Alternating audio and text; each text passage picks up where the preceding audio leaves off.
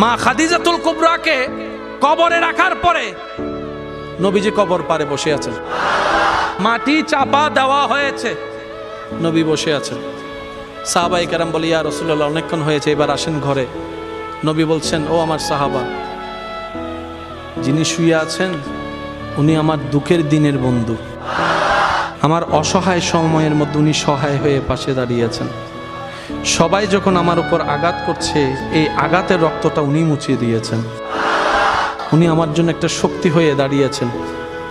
আমার খাদিজা, আমার স্ত্রী, তোমাদের উম্মাহাতুল মুমিনিন। ইয়া রাসূলুল্লাহ, একটু ঘরে আসেন।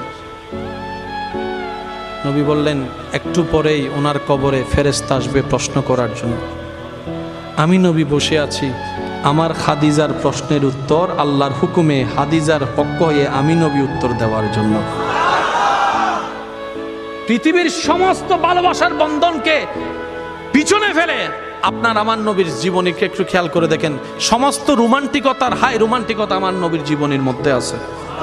আমরা নিতেও জানি নাই, পালনও করতে জানি নাই। আল্লাহ পাক আমাদের সবাইকে ইসলাম মেনে চলার তৌফিক দান করুক।